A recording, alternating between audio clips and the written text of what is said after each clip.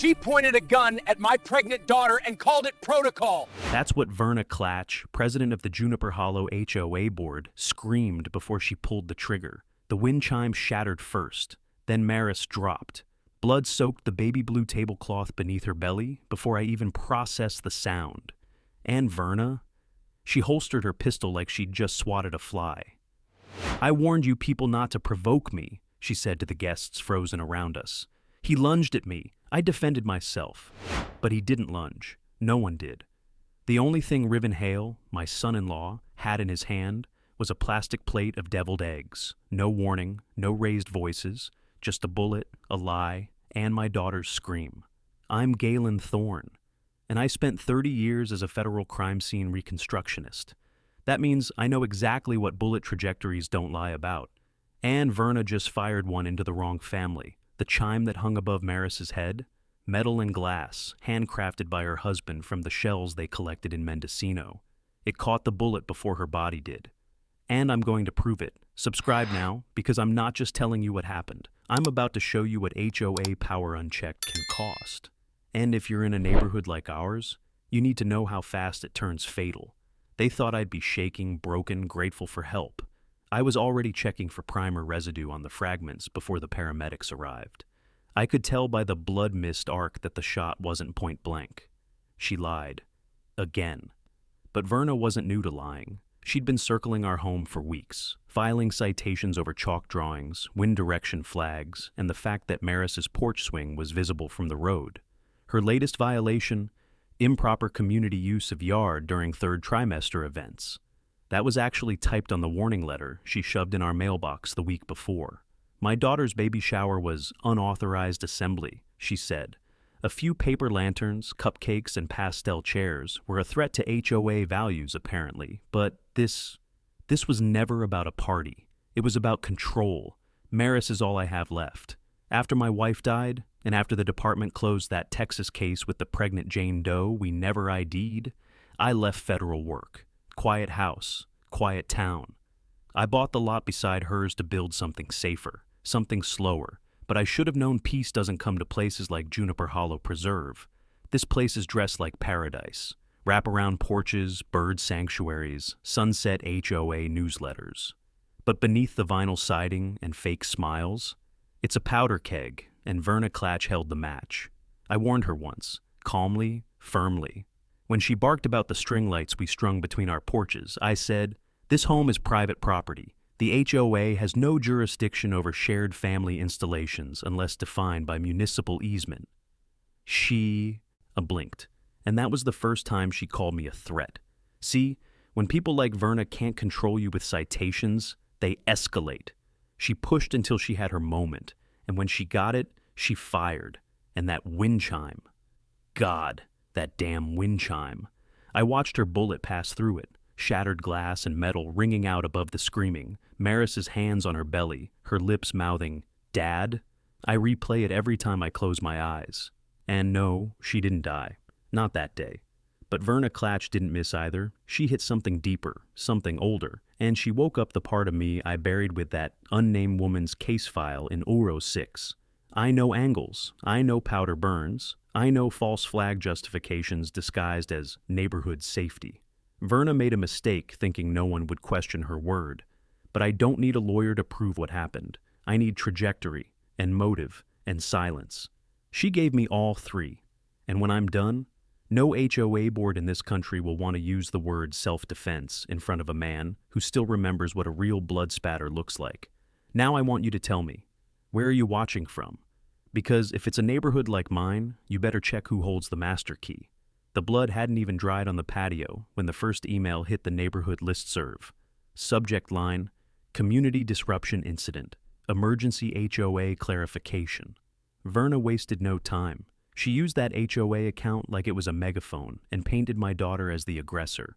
According to her version, Maris's husband became physically threatening after multiple verbal warnings, forcing her to act in legally protected defense of self and community safety. There were no verbal warnings, no threats, no lunging. Just a sun-drenched backyard filled with pastel gift bags and sugar cookies shaped like ducks. and a gunshot that turned a celebration into a trauma scene. And yet, I watched it happen again, now through the lens of her narrative. It didn't stop there. Within 2 hours, Verna had filed an emergency fine of $2,000 for violating HOA assembly protocols, citing unregistered group activity, unauthorized signage, and excessive decorative debris. Decorative debris. She meant the hanging mobiles and photo board Maris had spent 3 weeks assembling. She meant the swing her husband sanded and re-stained so her back could rest easy during pregnancy. She meant the wind chime that caught the bullet. Maris was still in surgery when I opened that email. I didn't say anything, not to the neighbors who started calling to check in, not to the nurse who gently placed her hand on my shoulder in the waiting room. My phone buzzed every few minutes with some new version of concern, but it wasn't concern. It was calculation. I've spent enough time at crime scenes to recognize when people are trying to get ahead of something. The real horror didn't come from Verna's lie. It came from how fast the neighborhood folded into it. Juniper Hollow always wore its order like armor, trimmed hedges, matching mailbox fonts, garden flags that changed with the seasons. Verna didn't just enforce rules, she built a religion around them, the kind that rewards silence and punishes deviation. Maris wasn't raised to shrink. She didn't roll over when Verna fined her for hanging a wreath made of beach shells instead of approved seasonal foliage. She didn't cave when the board threatened to suspend her voting privileges over unlicensed structural ornamentation, which was just the flower trellis her husband built during paternity leave. And she sure as hell didn't apologize for wanting a baby shower in her own backyard. That's what Verna couldn't stand. It was never about the rules. It was about obedience. And when people refused to kneel, tyrants reached for weapons. What sickened me was how many let her get away with it. I'd kept screenshots over the last few months, partly out of instinct, partly because something never sat right. Citation dates were inconsistent. Verna had been issuing violations without board consensus. In some cases, she'd referenced non-existent amendments or misquoted zoning guidelines altogether. I let it go, told myself we were the newcomers, that maybe things worked differently here. But I knew better.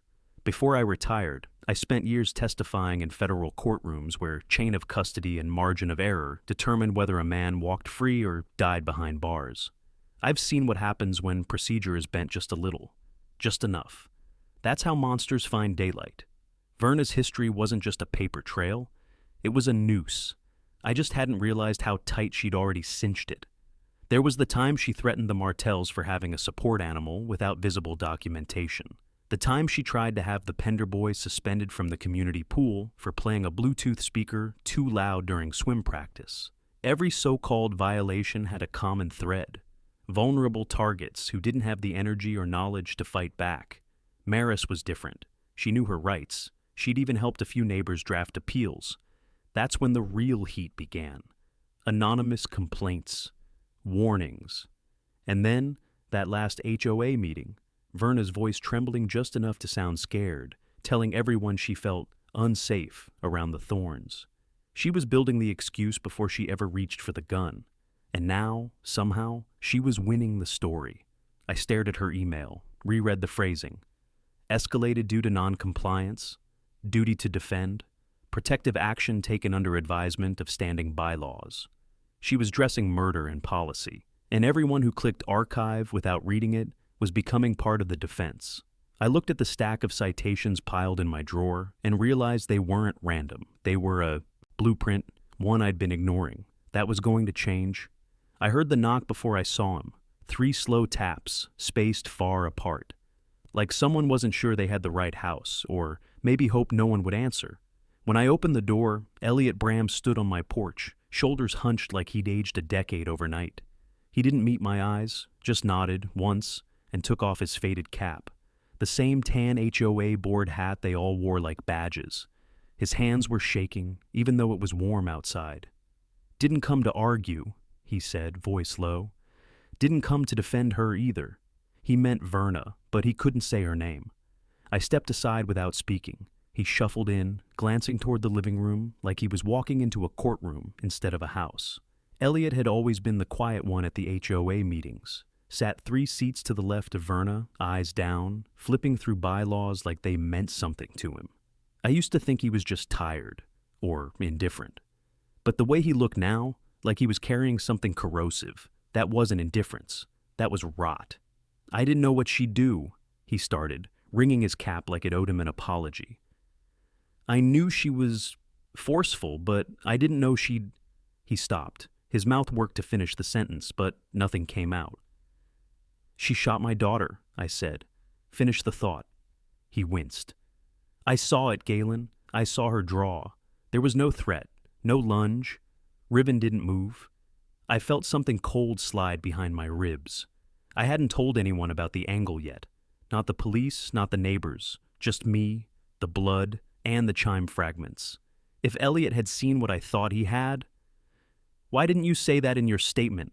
I asked. He looked up at me then. Really looked. Because I'm afraid of her, he whispered. And because I didn't record it. That time. That time, I caught it. He didn't mean this time. He meant he had something else. Elliot turned, pulled something from his jacket. Not a tape recorder, not a phone. A USB stick, duct taped to a folded envelope with shaking hands. I record the meetings, all of them. Not officially, just helps me remember things. Doctor says my memory's not what it used to be. I never told her, never told anyone. I took the stick gently, like it might explode. What's on it? His throat worked like he was swallowing glass. Last month's board meeting, the one where she said if the police wouldn't stop unauthorized activity, we'd have to take enforcement into our own hands. My jaw tightened. She used that word? I asked. He nodded. Enforcement. Said you and your daughter were destabilizing the character of the community. Said we needed to restore compliance by demonstration if necessary. I didn't think she meant violence, Galen. I swear I didn't. But I did. The way she watched my daughter. The way she showed up at our fence line with her hand on her holster. The constant citations. The warnings that didn't come with official seals. She'd been circling us like a hawk with a clock in her chest. And now I had a thread to pull. I'm not asking you to go public, I said quietly. Not yet, but I need you to be ready. This, I held up the stick. This is a start. But when it's time to say what you saw, I need you to say it loud. Elliot's mouth tightened. He nodded once, but I saw the war behind his eyes. Fear and guilt, pulling him in opposite directions. As he turned to leave, he stopped at the door. She scares me, Galen, but what scares me more is how easy it was to sit through all of it and say nothing. I didn't respond. He already knew what I'd say. Elliot walked down the porch steps like a man walking toward a noose he was finally ready to admit was real, and I watched the door long after he was gone, thumb running over the edge of the envelope. It was time to stop waiting. I found Elliot Bram standing alone near the edge of the retention pond the next morning, hands jammed into the pockets of his windbreaker, shoulders hunched like a man hiding from his own shadow. The sky was overcast, heavy with the kind of silence that falls after something awful happens in a place pretending nothing ever does. He didn't hear me approach. Or maybe he did and just didn't care. His eyes stayed locked on the water, motionless except for the occasional twitch of his jaw. Elliot, I said quietly, not wanting to startle him. You saw what happened. His fingers tightened around the edges of his coat. He didn't look at me. I didn't see everything, he muttered. I wasn't close enough. You were on the boardwalk behind the hedge. You had the best line of sight in the whole yard. You saw it. Still nothing. His lips pressed into a thin line. Not denial, something worse. Fear. Elliot Brams wasn't a nobody in this neighborhood. He was one of the originals. Moved in when Juniper Hollow was just breaking ground, long before the board turned into a battleground. He'd served on the HOA for nearly a decade, mostly as treasurer, mostly quiet. People liked him, trusted him. That's why Verna kept him around. He finally spoke. I didn't expect her to actually fire. You heard her threaten it, I said. Didn't you? His mouth opened, then shut again. For a second, I thought he might fold into himself. But then he pulled something from his pocket. A silver zip drive, tiny and worn. I shouldn't have this, he said, voice low. I record the board meetings from my own memory. Verna doesn't know. She thinks I forget half the motions anyway. But I don't. I just don't argue. He placed the drive in my hand like it burned. It's from last month's session. You'll want to hear what she said when no one else was listening. I looked down at the drive, then back at him. You could have spoken up, I said. You still can. Elliot's jaw clenched. She said she was afraid of Maris, that she thought Maris was undermining community authority. She started quoting that nonsense about defensive stewardship again. Said if the board won't maintain order, then she'd do it herself. His voice cracked near the end. And when he finally looked at me, I saw the weight behind his eyes. Not just guilt, shame. The kind that festers in silence. I didn't think it'd go this far, he whispered. That's what they always say? I didn't press him. I just nodded and turned back toward the path, clutching the drive tight enough to leave marks in my palm.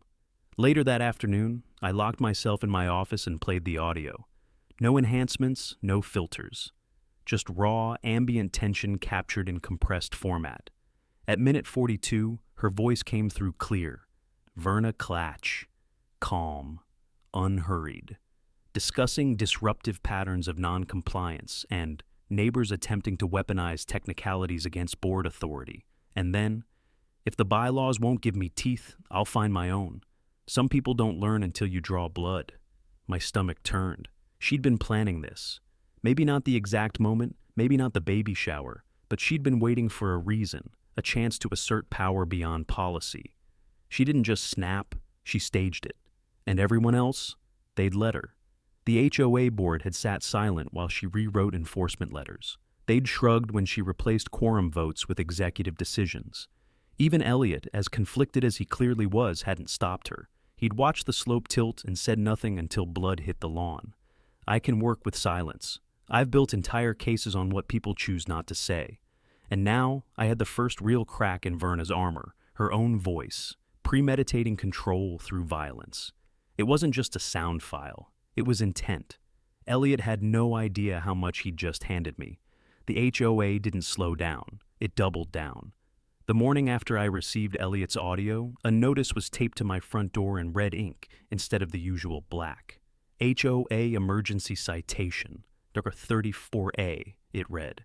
A full-page, laminated threat disguised as legalese. They fined me for obstruction of enforcement activity and cited post-incident community destabilization.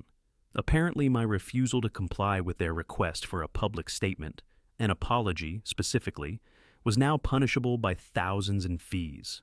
I laughed, not out of humor, out of disgust. That wasn't the only message they sent. Neighbors started receiving forwarded statements from the HOA board warning about misinformation being circulated by family members of the injured party. They didn't even say her name.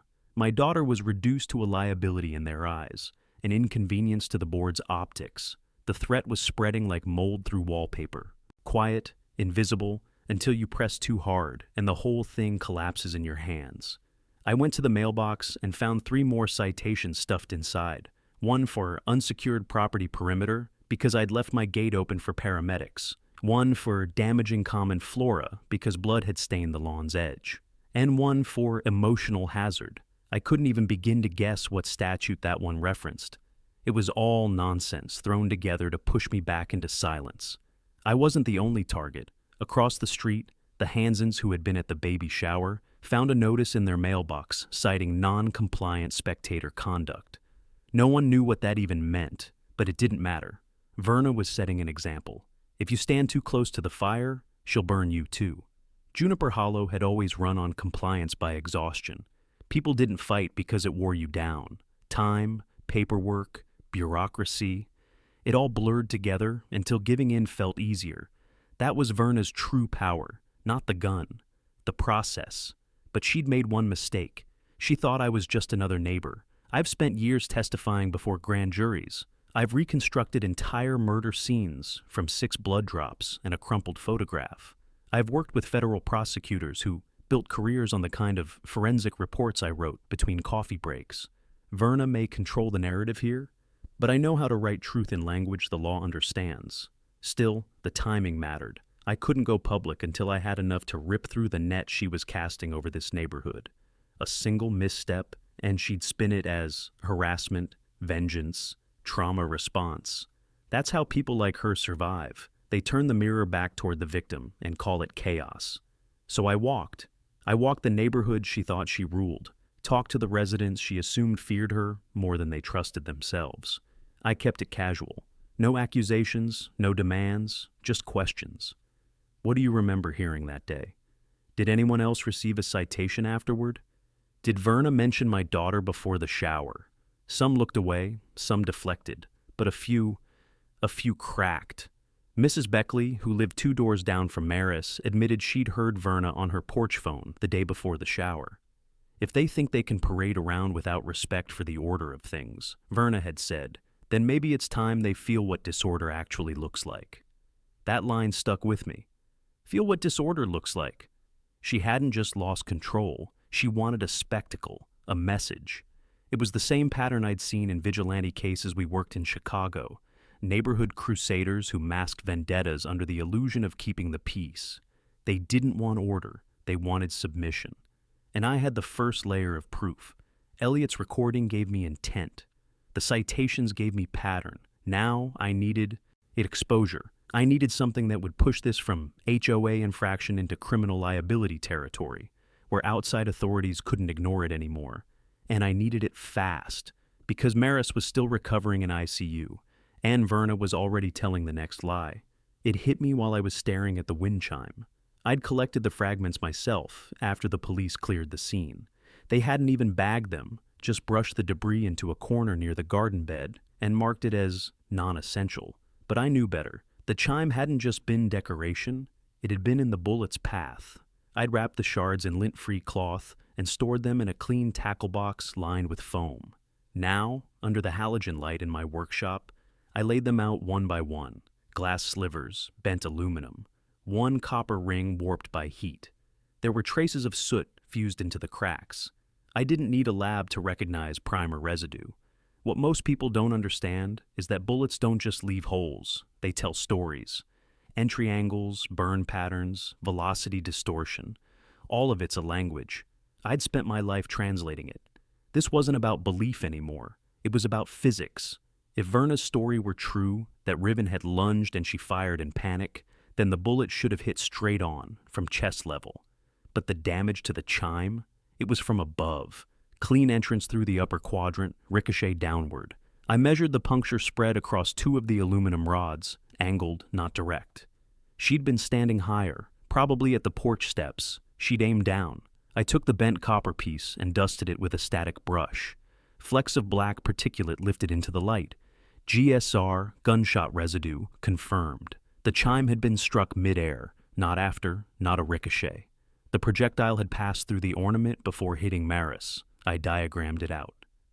Old habits die hard. I pulled a sheet of graph paper and charted the arc. A clean pass through the chime, a downward angle of 25 to 30 degrees, consistent with a shot fired from a higher vantage point at a stationary target, which meant Maris wasn't moving, and Verna wasn't being rushed. No adrenaline blur, no flinch response. It was a shot with intent. I took pictures of each piece, close up, then in layout. I labeled the parts, logged timestamps, and scanned my sketches. No digital overlays, no flashy software. Just the raw geometry of truth. This was the kind of evidence that would matter. Not to the HOA board, not to neighbors, but to outside investigators. Verna hadn't just broken rules, she'd crossed into premeditated aggression. And the only thing worse than an armed tyrant is one who thinks paperwork will cover her trail. The wind chime hadn't been mentioned in her incident statement, not once. She'd claimed to have fired in reaction to Riven's sudden forward motion, citing fear and proximity. But the blood spatter. Radius proved distance. The wind chime proved trajectory. The residue proved she fired directly at a calm gathering with her finger already on the trigger. I sealed everything in a labeled box and stored it in a lock case. Then I sat in silence for a long time, staring at my daughter's backyard through the window. The decorations were still up. Half-deflated balloons sagged under a weight they were never meant to carry. The swing where she'd been sitting was stained now. Not just with blood, but with fear. I hadn't touched it. Not yet. I wasn't ready. My phone buzzed. A text from Janner Kress, a contact I hadn't called in years. He worked claims audit now, mostly for property insurance providers who needed second opinions on strange neighborhood disputes. I'd sent him a vague summary the day before. No names, no locations, just an outline of an HOA shooting incident with conflicting structural evidence. His reply was simple.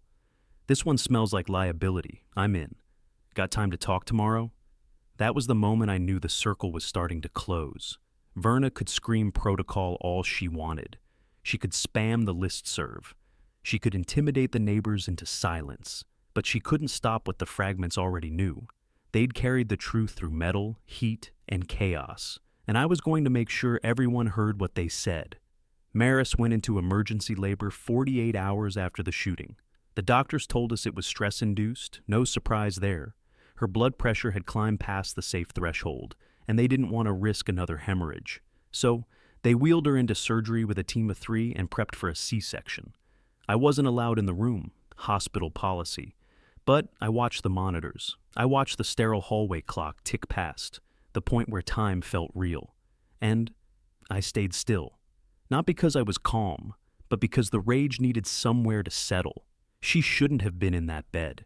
She should have been opening more gifts in her backyard, laughing over baby names, drinking sparkling cider, and cutting the top layer of a lemon cake shaped like a duck. But instead, she was breathing through painkillers and monitors, while a team of strangers carved into her stomach to save what Verna's bullet nearly took away. And I stood there, fists locked behind my back, like a statue waiting for war.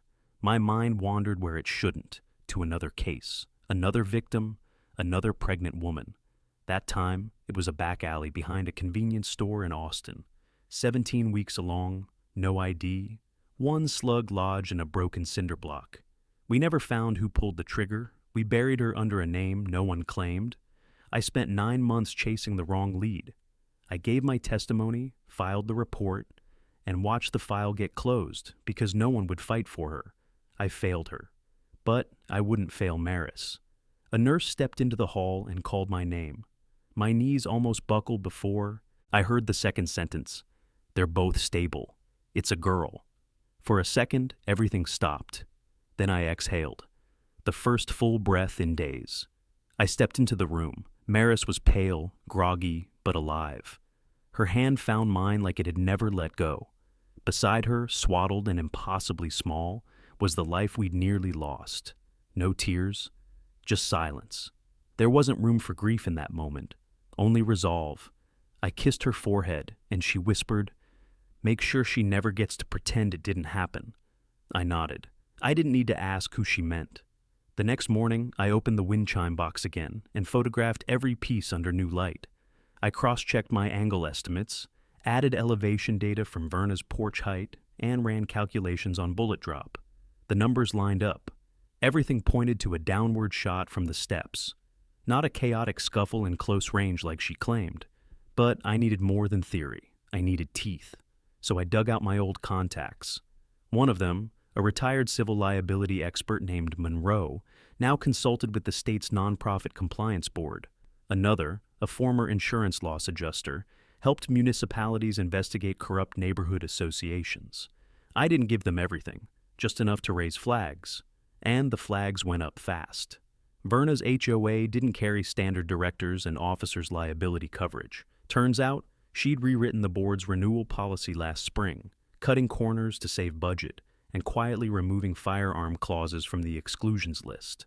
That meant any damage caused by a weapon discharge during an HOA-sanctioned event could fall directly onto the board, personally, which made the baby shower incident not just a criminal question, but an insurance liability disaster. And that, I knew, would get the right attention. Because money talks louder than trauma. It always has. Johnner confirmed he'd already flagged the HOA with a soft inquiry. The kind that doesn't show up on public filings but sends a tremor through the legal undercurrent of neighborhoods like this. He called it a preliminary concern for exposure. I called it the start of collapse. Maris's baby slept soundly the first night. Wrapped in hospital blankets, curled in a plastic bassinet that buzzed with machinery. I sat beside her with the chime pieces on my lap, sketchbook on the tray table, documenting the last angle, the final proof. I wasn't just building a case. I was building a wall Verna couldn't climb. Not with votes, not with fines, not with fear. And when it fell on her, it would fall hard. Elliot showed up unannounced just after dusk. I was still at the hospital, half asleep in the waiting chair outside Maris's room, when I saw him through the glass panel, standing stiff, hands wrapped around the straps of an old canvas messenger bag.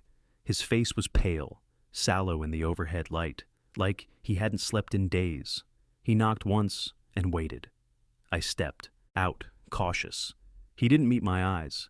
"I brought something," he said. He didn't wait for permission, just walked past me, down the hall, and into the small family consultation room the nurses had stopped using for the night shift. He dropped the bag onto the round table and unzipped it with a trembling hand. Inside was a thick spiral notebook, well worn and stuffed with folded papers, sticky notes, and a tiny voice recorder with a cracked screen. "Every meeting," he muttered, "board and executive, all of it." I didn't always understand what I was hearing, but I started writing it down. I pulled the notebook closer, flipping through. His handwriting was jagged, inconsistent, but the notes were detailed: dates, timestamps, quotes. The same names popped up again and again: Verna, Dreyfus, Harriet from Lot. 12, committee motions that never made the minutes, board votes held off record. "Elliot, what is this?" I asked. He sat down slowly, elbows on his knees, like the weight of the notebook itself was too much. "They stopped letting me speak 2 years ago," he said. "Told me I was too slow, that I forgot things. But I didn't. I just wrote everything down instead." One page had a scrawled quote in thick pencil. "We can't have neighbors undermining structure. People start thinking they have rights outside the board. This whole thing falls apart." Verna's name was underlined twice. Another entry read, "She said she'd carry if the board refused to back her up, that she was tired of being the only one enforcing things." I laughed then. I shouldn't have. The silence stretched between us. I reached for the recorder. "She didn't know I kept it after she banned electronics in executive sessions," Elliot said. "I'd leave it on in my coat pocket. Figured it was safer than trusting my memory." I clicked play. The quality was rough, background noise, shuffling paper, coughs. But the voices were clear enough. At the 32-minute mark, Verna's voice cut through. "The Thorns think this neighborhood is theirs now. That swing, that baby shower, that smug refusal to follow protocol. I'm not waiting for another board vote. I'll do what I have to." I paused it, looked up. Elliot didn't flinch. He stared at the carpet like it might swallow him whole. "I tried to stop her," he said. "Last week, when she said she was carrying for peace of mind. I told her she was scaring people. She said fear was good, said fear brings order." I opened the hospital-issued laptop on the corner desk and copied the audio files from his recorder, backed them up on a flash drive, labeled each clip, cross-referenced Elliot's notes with my timeline. The dates aligned perfectly. This wasn't just rogue leadership, it was premeditation, motive, a documented history of verbal threats, and the intentional erosion of internal accountability. And now, I had 2 forms of evidence from inside the HOA itself. "Why now?" I asked. "Why bring this to me?" He swallowed. "Because I saw the baby. I saw her when I passed the nursery window earlier. I don't even know her name, but she didn't deserve this. None of you did." I nodded once, quiet. Maris's daughter was the reason he finally stepped out of the shadows. Not guilt, not obligation, innocence. He pulled a folded envelope from his jacket, yellowed and creased. Inside was a formal complaint he'd drafted to the state oversight office but never sent. I read the first few lines: names, violations, references to structural insurance mismanagement. "You send this," I said. "You'll be part of the story." "I already am," he said. Elliot left before sunrise, didn't say goodbye, just disappeared down the corridor with his head low, bag empty, hands shaking. But what he left behind? That was enough to tear the board apart. I met John Cress outside the HOA clubhouse just after noon. The parking lot was empty. Most of the board avoided being seen in public since Verna's last email blast, accusing my family of inciting anti-governance panic. But that worked in our favor. Fewer eyes meant fewer barriers. Johnner stepped out of his car in khakis and a windbreaker, clipboard under one arm, sunglasses masking whatever opinion he might have already formed. He didn't offer a handshake, just nodded once, professionally. "Nice neighborhood," he said, glancing at the flower beds. "Deceptively quiet." "That's how all cults begin," I muttered. He chuckled, but it didn't reach his eyes. We walked around the clubhouse perimeter first. It wasn't large, just a prefabricated structure with stone veneer, some aging trim, and a few sad benches out front. But it was the heart of Verna's control. Every citation, every violation hearing, every board vote had been funneled through this building. Johnner took photos of the security cameras, only 2 on the property, and 1 pointed down, no longer functional. Insurance carriers don't like when camera coverage fails, he said. Neither do assault victims. Inside, the air was cold, the kind of over-air-conditioned chill you get when people want things to feel sterile. Johnner made a beeline for the bulletin board just past the front desk, scanning the notices posted under the plexiglass cover. I stood behind him while he examined the amended safety policy dated 6 weeks prior. There it was in black and white. Board officers may, at their discretion, carry personal protection when engaging with potentially hostile homeowners. This measure is considered a temporary board-sanctioned safety accommodation. Verna had drafted her own authorization. "Is this even legal?" I asked. "Depends," he said, snapping a photo. "But it sure as hell voids your D&O policy." That's what we were here for. Directors and officers insurance protects HOA board members from personal liability, as long as their actions fall within the bounds of their charter, law, and fiduciary duty. The moment they step outside that, the policy fractures. Verna rewriting carry permissions without member vote, that was a torpedo to the board's protections. "Looks like this building is listed as mixed use," Johnner added, tapping a zoning permit on the wall. "Community gatherings and policy administration.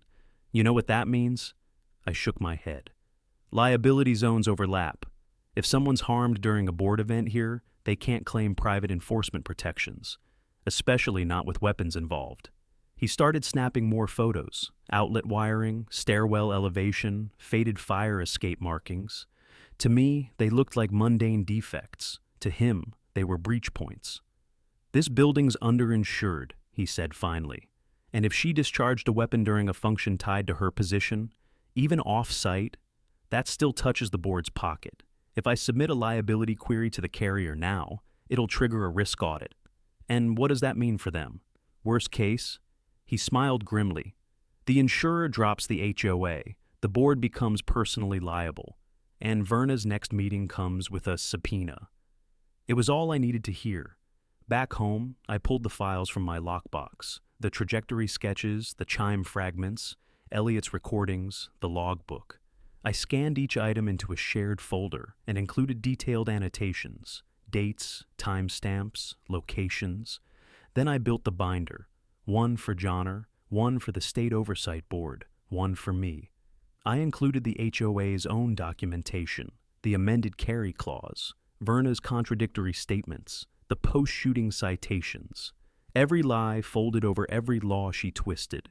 At the end, I added a summary page: pattern of abuse, premeditation, physical harm, financial exposure, Johnner called that evening. I've seen boards go up in flames over missing tax forms. This is Chernobyl. Will the carrier act? They'll investigate, and if they see what I saw, they'll pull the plug. You'll have your intervention. It wasn't a victory yet, but it was momentum, and I knew from my years in federal service, once you pull the first thread, the whole quilt unravels. I waited until just after sundown to finish setting the final pieces in place. The HOA clubhouse was dark, its blinds drawn like a bunker bracing for a storm. But the real preparation wasn't happening in that building anymore. It was happening quietly, in emails, in whispered conversations on walking paths, in the space between what Verna thought she controlled and what she no longer did. I'd spent the day finalizing the binders, each one labeled, indexed, sealed in clear sleeves with cross-reference tabs, audio files, time-stamped witness notes, forensic diagrams of the bullet path through the wind chime, insurance policy excerpts, the HOA's own contradictory memos. Verna's signature was on 6 of them, proof she knew, signed, and directed decisions beyond her authority. Johnner had already submitted his audit summary to the insurance carrier under a Category 3 risk concern. That meant their legal team was reviewing every action taken by the board in the past 18 months. Coverage suspension wasn't a question of if, it was when. But I wasn't just building a case for insurers, I was building one for the state. The Department of Nonprofit Oversight required hard evidence, patterns, violations, material harm. So I gave it to them. I submitted the full package through their intake portal, flagged it with 3 statutory breaches, misuse of nonprofit authority, negligent endangerment under a claimed role, and financial exposure through unauthorized charter amendments. By the time I hit submit, I knew the net had officially been cast. Still, I wasn't done. I walked to the neighbors' houses, quietly, carefully, and handed out summaries. Not the full files, not yet. Just enough to show them what was coming, not to scare them, but to prepare them. Once Verna's authority collapsed, a vote would follow. A new board would need to form. The community needed to see what had happened in the light. Most of them accepted the folder without a word. A few hugged me. One, Mr. Dreyfus from the corner lot, couldn't meet my eyes. He'd defended Verna at the last meeting. I didn't need his apology. I just needed his silence to end. Back at the house, I checked on Maris and the baby. They were both asleep finally. The hospital had discharged them earlier that afternoon, and my living room had become a temporary recovery ward. Pillows stacked, humidifier humming, bottles sterilized in a loop. I didn't remember being this precise when she was a child. But she was safe. That was all that mattered. The swing on her porch still bore the stain. I hadn't touched it. Not out of avoidance, but intention. It would be part of the presentation, a visceral reminder that Verna's shot hadn't just landed in flesh. It had landed in history. That swing was built by Maris's husband on his hands and knees after work, night after night, sanding every edge smooth so she could rock in peace. She'd been sitting in it when the bullet came, and now it would sit, quiet and unwashed, until everyone saw it. The last thing I prepped was the digital backup. I uploaded every file, photos, videos, audio, transcripts, to a secure drive and scheduled an automatic email release in case anything happened to me. Not paranoia, protocol. I'd spent too long around people who played dirty to ignore the possibility. Verna might not be capable of rational strategy anymore, but fear drives the desperate toward mistakes. At midnight, I opened Elliot's logbook one more time. I flipped to a page I hadn't noticed earlier, dated 2 years ago. Just one line. Verna said the only thing people respect more than rules is a woman who breaks them. Without consequences? It chilled me, because she hadn't been wrong until now. She'd built her kingdom on loopholes and silence, convinced that HOA authority could be stretched to fit whatever punishment she needed. But there are laws older than bylaws. There are truths louder than policy. And the moment the first certified letter hits her mailbox, she'll know what it feels like when those truths come knocking. I knew Verna would feel the shift before she ever saw the paperwork. That's how it works with people like her. Control isn't just about power, it's about atmosphere. They can smell it when the room stops fearing them. And the moment the HOA board started avoiding her calls, the temperature around her started to drop. The first real crack came that morning when Harriet from Lot 12 forwarded me an email chain between board members that Verna clearly wasn't meant to see. Short phrases, vague tones, just enough to read between the lines. We need to consider the optics if coverage is pulled. I'm not confident the amended policies were approved properly. Legal exposure goes beyond the individual. They were circling the wagons, but not around her, around themselves. I printed the chain, marked the headers, and slid it into the binder. Another notch in the strategy. Another signal to the state officials already reviewing the case. Then the courier arrived. A simple manila envelope, hand-delivered to Verna's door, and time-stamped by the state's oversight office. Inside, notice of pending investigation, formal request for documentation, and a warning of potential board dissolution should they fail to comply within 10 business days. I didn't see her open it, but I saw what came after. She showed up at the clubhouse that afternoon in full military-grade posture, collared jacket, gloves, that ridiculous embroidered board authority pin she wore like a badge. She slammed her car door hard enough to rattle the wind chimes on the porch next door. I watched from the other side of the street as she unlocked the clubhouse door and stepped inside, likely preparing her counterstrike. But it wouldn't matter. The walls were already crumbling. Johnner called 15 minutes later. "The insurer's out," he said. "They pulled coverage, full withdrawal, no backdated support. Verna's on her own." I didn't answer right away. He filled the silence. The second they saw the trajectory diagrams and those HOA memos, it was over. You did exactly what you needed to. I hung up, slid the phone into my pocket, and crossed the street. The HOA clubhouse wasn't locked, not yet. Inside, Verna was standing by the board table, rifling through a folder of old citations like she was preparing for a war that had already ended. When she heard the door open, she didn't look up. "You're trespassing," she said flatly. "No," I said. "I'm witnessing." She finally met my eyes. Her pupils were pinned, but her mouth was calm. Too calm. I knew that look. It was the same expression I'd seen on federal agents about to shred evidence before the feds arrived. "You think this changes anything?" she said. "This is still my community." I stepped closer. "Not anymore. The coverage is gone. The investigation started, and every neighbor you've ever bullied has a copy of your signature on illegal memos. You think you're holding the reins, Verna, but the horse left days ago." Her breath stuttered, just slightly. That split-second reaction told me everything. She'd assumed this would stay in-house. That fear and confusion would keep the neighborhood too disoriented to act. But she'd underestimated what people do when one of their own bleeds on the lawn. "You know what happens next?" I asked. She turned her back to me. I didn't press further. I didn't need to. The structure had already collapsed. All that remained was the formal confrontation. The meeting that would shift the HOA from intimidation to exposure. On my way out, I passed the community bulletin board. Verna's photo still hung at the top, a framed shot from the year she became president.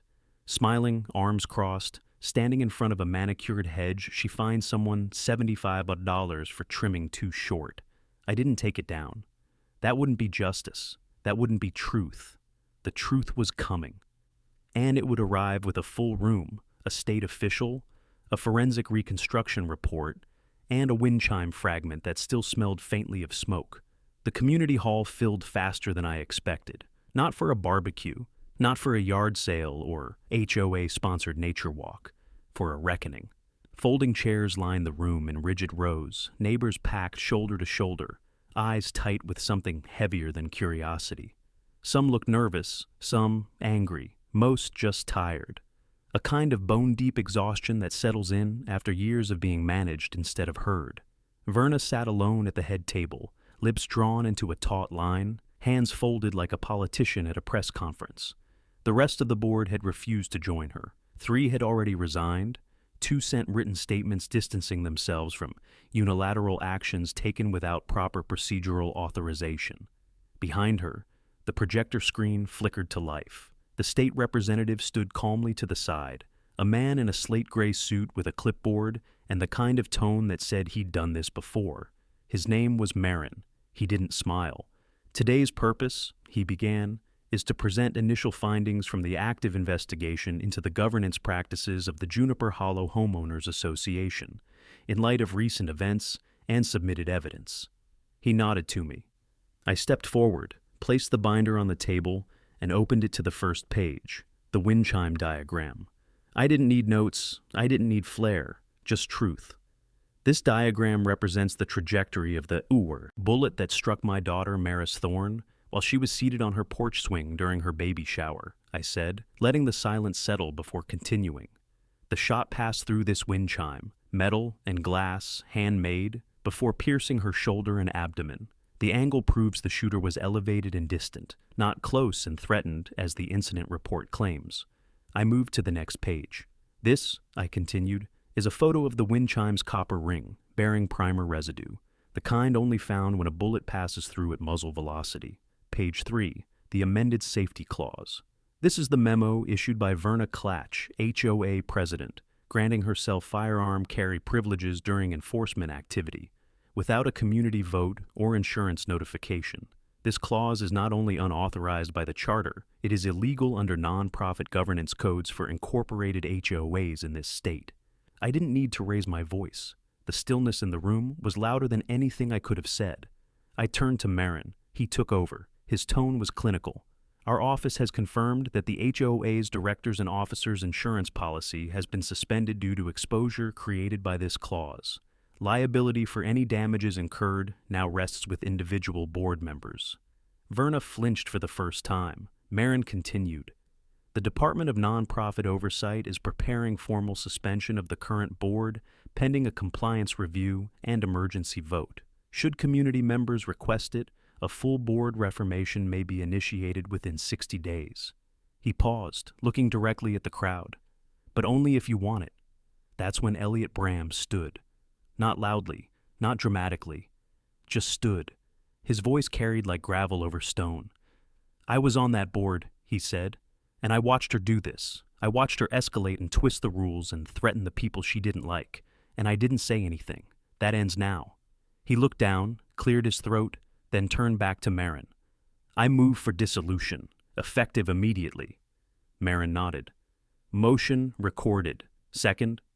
Harriet from Lot 12 raised her hand. Second. Marin turned to Verna. Do you wish to respond? She stood. For a moment, I thought she might erupt. Her eyes darted over the crowd, searching for allies. But there were none. When she finally spoke, her voice cracked. I did what I had to do to keep this place safe. Marin didn't reply. He just clicked the pen in his hand.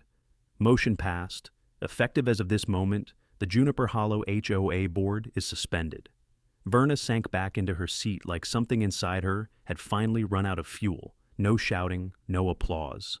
Just a long, collective exhale.